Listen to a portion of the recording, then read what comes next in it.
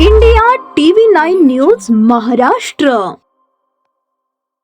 लहानपणापासून आजी शैला बगले यांच्याकडे राहणाऱ्या एका 5 वर्षांच्या चिमुरड्याचा गळा आवळून खून केल्याची धक्कादायक घटना उघडकीस आली आहे।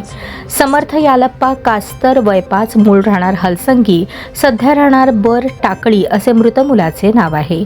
या प्रकरणी मंद्रुप पोलीस ठाण्यात गुन्हा दाखल करण्याची प्रक्रिया सुरू असून पोलिसांनी एका संशयित आरोपीला ताब्यात घेतले आहे। मिळालेल्या माहितीनुसार समर्थ हा लहानपणापासून त्याच्या आजीकडे बर, तालुका दक्षिण सोलापूर या गावात राहत होता।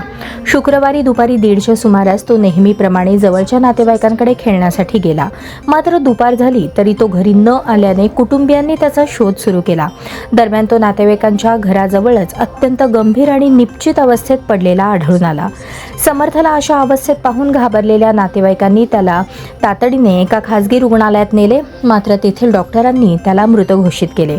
त्यानंतर काही वेळाने त्याच्या शरीरात काही हालचाल झाल्यासारखी वाटल्याने नातेवाईकांनी आशेने त्याला दुसऱ्या खासगी रुग्णालयात आणि तिथून थेट सोलापूरच्या मोठ्या खासगी रुग्णालयात हलवले। दुर्दैवाने तेथील डॉक्टरांनीही त्याला तपासून मृत घोषित केले। सुरुवातीला या मृत्यूबाबत गूढ निर्माण झाले होते आणि नातेवाईकांनी घातपाताचा संशय व्यक्त केला होता। शनिवारी दुपारी समर्थच्या मृतदेहाचे शवविच्छेदन करण्यात आले।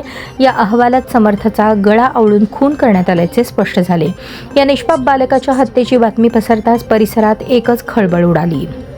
मृत समर्थचे आईवडील हे हगलूर येथे राहून ऊसतोडीचे काम करतात।